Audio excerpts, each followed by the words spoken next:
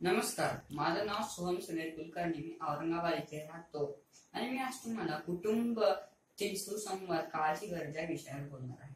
लहानपणी मी जे काही अवंतर पुस्तकांच्या सहवासात आलो त्यापैकी एक माझ्या स्मरणात राहील.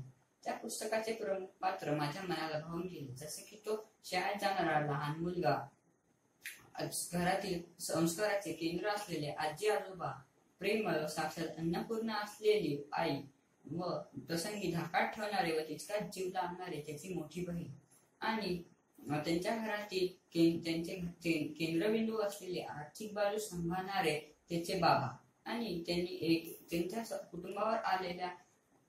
कुटुंबावर आलेल्या संकटावर एकीने दिलेला लढा, त्यांच्या घरातून येणाऱ्या हसऱ्या गप्पा गोष्टी, संध्याकाळी म्हणजे जाणारे श्लोक, हे सगळं माझ्या मनाला भावून गेले.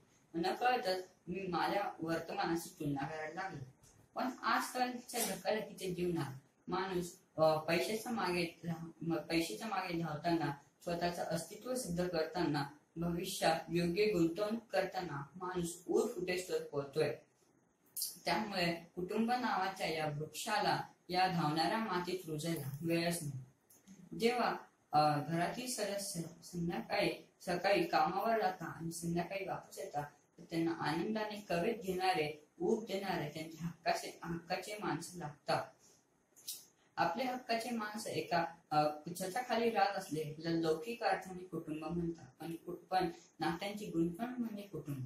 पण आजकाल ती गुंतवणूक उसवत चालली आहे आणि एका छताखाली राहूनही त्यांच्यातला संवाद हरवला आणि त्या संवाद हरवल्यामुळे त्यांच्यातील ताण तणाव आणखी वाढलाय व त्यांच्यातील समीकरण ओळखता आले नाही तर त्यांच्यातील गुंता आणखी वाढत चालला आहे. त्यांच्या नात्यातला ओलावा संपलाय. मनुष्य समूहात राहूनही एकाकी जीवन व्यतीत करताना आपण बघत आहोत आणि त्या एकाकी जीवन व्यतीत करताना छोटे संकट अकरा विकरा बनून आपल्या मानगुटीवर बसत आहे. तंत्रज्ञानाची प्रगती आले कुटुंबातील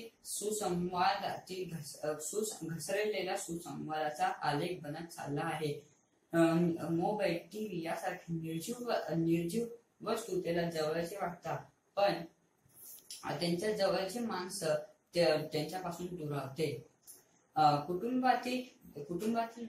कुटुंबाच्या व्यवस्थेचा घसरत जाणारा मूल्य हीच मानवी जीवनाची दुःखद नांदी ठरत आहे. आता पूर्वीसारखे घरातून हसऱ्या गप्पा गोष्टी ऐकू येत नाही. प्रत्येक जण एकमेकांशी तार स्वरात बोलत आहे. एकमेकांशी तार स्वरात बोलतोय. त्यांच्यातील संवाद नसल्यामुळे त्यांच्या दुसऱ्याबद्दल एकमेकांच्या मनात द्वेष व राग भरलेला आहे. त्यामुळे एकमेकांशी ते तार स्वरात बोलतात. आणि अशा विनाशाच्या काळी जर तुम्हाला पडायचं नसेल तर तुम्हाला संवाद नाही तर तुमच्या कुटुंबाला सुसंवाद हवा. नात्यांची शुभ्र प्रकाश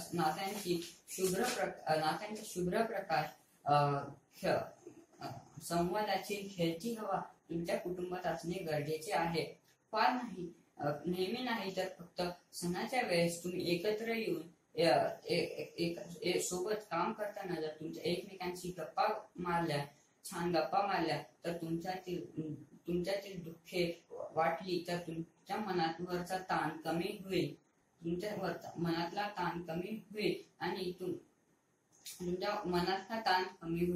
आणि तुम्ही चांगलं जीवन व्यतीत करू शकाल. धन्यवाद.